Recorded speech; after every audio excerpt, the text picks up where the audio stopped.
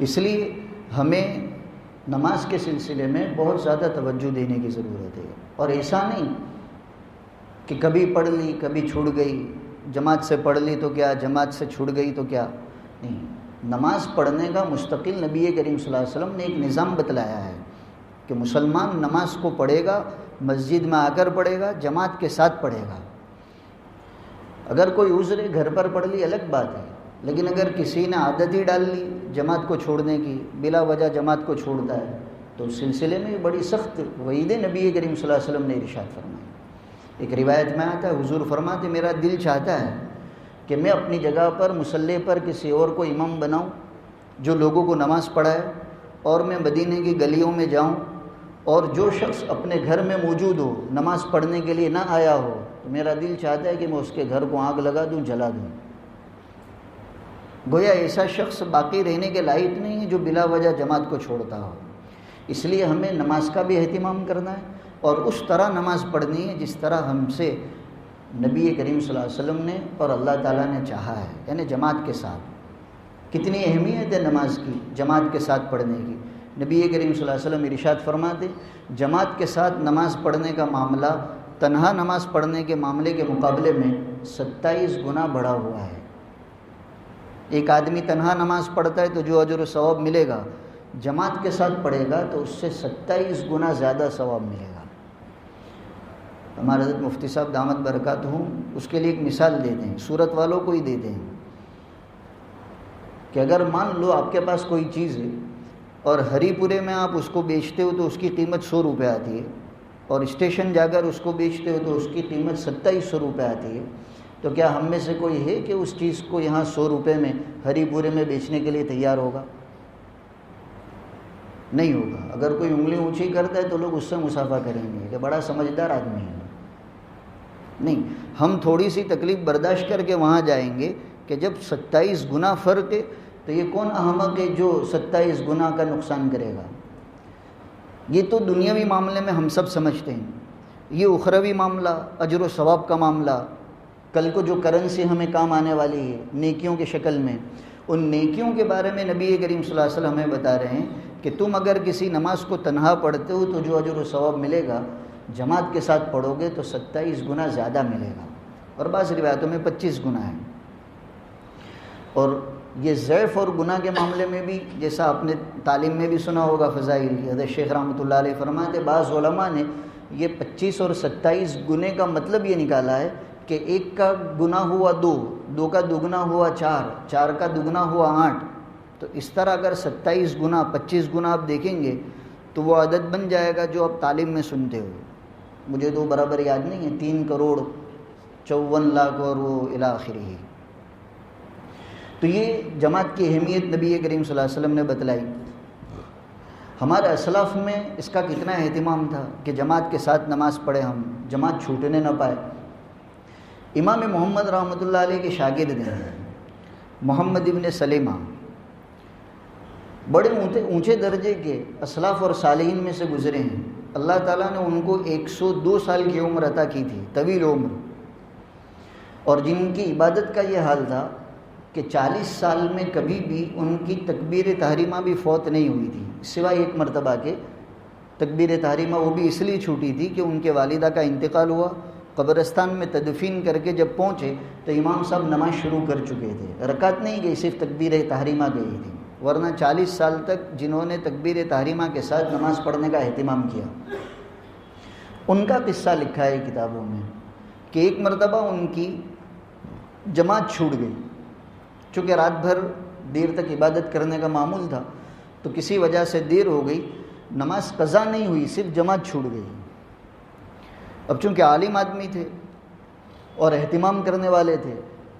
ان کے سامنے یہ روایت تھی، نبی کریم صلی اللہ علیہ وسلم کا ارشاد جانتے تھے کہ جماعت کے ساتھ نماز پڑھنے پر 27 گنا ثواب ملتا ہے، تو چونکہ عذر کی وجہ سے چھوٹ گئی تھی، نیند کی وجہ سے جان بوجھ کر جماعت نہیں چھوڑی تھی، تو انہوں نے وہ ثواب حاصل کرنے کی حرص و لالچ میں یہ اپنے ساتھ معاملہ کیا کہ میں اس چھوٹی ہوئی نماز کو جو میری جماعت کے ساتھ چھوٹ گئی ہے 27 مرتبہ پڑھتا ہوں تاکہ اللہ تعالیٰ 27 مرتبہ کا ثواب دے۔ چنانچہ انہوں نے وہ فجر کی نماز 27 مرتبہ پڑھی، اب اللہ کے نیک بندوں کے ساتھ بھی اللہ تعالیٰ کا عجیب معاملہ ہوتا ہے. جب اس کے بعد آرام کا وقت آیا، آرام کیا، تو خواب میں کوئی کہنے والا کہہ رہا تھا، یا ابن سلیمہ فکیف تأمین الملائکہ، کہ محمد ابن سلیمہ تم نے 27 گنا ثواب حاصل کرنے کے لیے اس نماز کو 27 مرتبہ پڑھ تو لیا، لیکن جماعت کے ساتھ نماز پڑھتے اور امام صاحب جب غیر المغضوب علیہم ولا الضالین کہتے، امام بھی آمین کہتا ہے اور تم بھی آمین کہتے، تو اس وقت کی جو فضیلت ہے وہ کیسا حاصل ہوئی؟ روایت میں آتا ہے نبی کریم صلی اللہ علیہ وسلم کا ارشاد ہے کہ جب امام ولا الضالین کہے تو تم آمین کہو، اس لیے کہ اس وقت فرشتے بھی آمین کہتے ہیں، اور جس کی آمین فرشتوں کی آمین کے ساتھ مل جاتی ہے اللہ تعالیٰ اس کے پچھلے گناہ معاف فرما دیتے ہیں. یہ حدیث میں بخاری شریف میں بھی یہ روایت موجود ہے.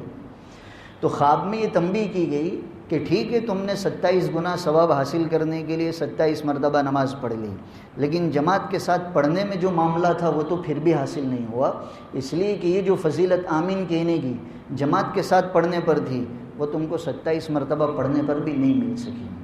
تو ان حضرات کیا اتنا اہتمام تھا. حضرت عمر رضی اللہ تعالیٰ عنہ جو اپنے دور خلافت میں باقاعدہ مدینہ منورہ کی نگرانی بذات خود کرتے تھے، بازاروں میں جاتے تھے، لوگوں کا حال پوچھتے تھے، تو حضرت کے دور میں ابن ابی حثمہ رضی اللہ تعالیٰ عنہ یہ اصل صحابی ہیں لیکن نبی کریم صلی اللہ علیہ وسلم کے زمانے میں بہت چھوٹے تھے. حضرت عمر رضی اللہ تعالیٰ عنہ کے زمانے میں بڑے ہو گئے تھے. رات رات بھر عبادت کرنے کا ان کا معمول تھا. یہ تو میں آپ کو یہ بتانا چاہتا ہوں کہ جماعت کی کتنی اہمیت تھی ان حضرات کے ہاں. تو ایک مرتبہ فجر کی نماز میں حضرت عمر رضی اللہ تعالیٰ عنہ نے دیکھا کہ یہ موجود نہیں ہے ابن ابی حثمہ. اس سے آپ یہ بھی اندازہ لگائیے کتنا اہتمام کرتے تھے حضرت عمر کہ کون کون آیا کون نہیں آیا، اور ویسے بھی حاکم وقت کی ذمہ داری ہے. چنانچہ لکھا ہے کتابوں میں کہ نماز سے فارغ ہونے کے بعد حضرت عمر رضی اللہ تعالیٰ عنہ جب مدینے کی گلیوں میں وہ گشت لگانے کے لیے نکلے تو ان کے گھر پر بھی گئے. ان کی والدہ وہ بھی صحابیہ، شفا نام تھا ان کا.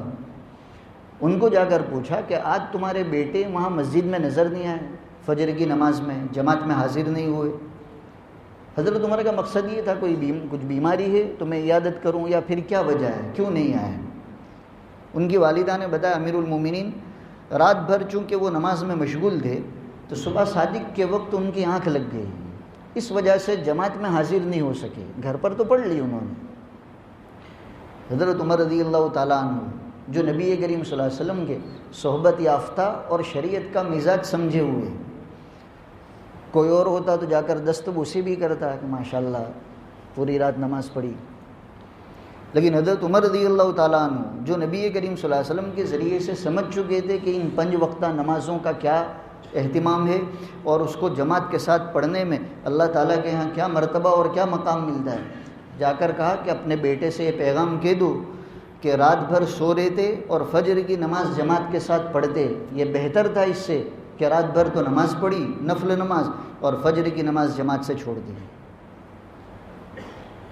یہ حضرت عمر اس شخص کو کہہ رہے ہیں جس کی فجر کی نماز رات بھر عبادت کی وجہ سے چھوٹی اور وہ بھی قضا نہیں ہوئی، صرف جماعت چھوٹی. آج ہم اپنے زمانے کا جائزہ لیں، آج کتنے لوگ ہیں جو فجر کی نماز کو چھوڑ رہے ہیں، اور چلو اگر نہیں بھی چھٹی تو جماعت چھوٹ رہی، گھر پر پڑھ رہے ہیں. کیا ان کی یہ جماعت چھوٹی ہے رات بھر عبادت کی وجہ سے، کسی دینی مشغلے کی وجہ سے؟ نہیں، رات کی مجلس بازی کی وجہ سے، رات کو گھومنے کی وجہ سے، اور پتہ نہیں دنیا کی کن کن مشاغل کی وجہ سے. حضرت عمر رضی اللہ تعالیٰ عنہ تو اس شخص کو بھی تنبیہ کر رہے ہیں جس کی فجر کی جماعت رات کی نوافل کی وجہ سے چھوٹی. تو ان لوگوں کا کیا حشر ہوگا جو فجر کی جماعت اپنے دنیاوی مشاغل، بات چیت، گھومنا پھرنا اور پتہ نہیں دیگر خرافات کی وجہ سے چھوڑ رہے ہیں.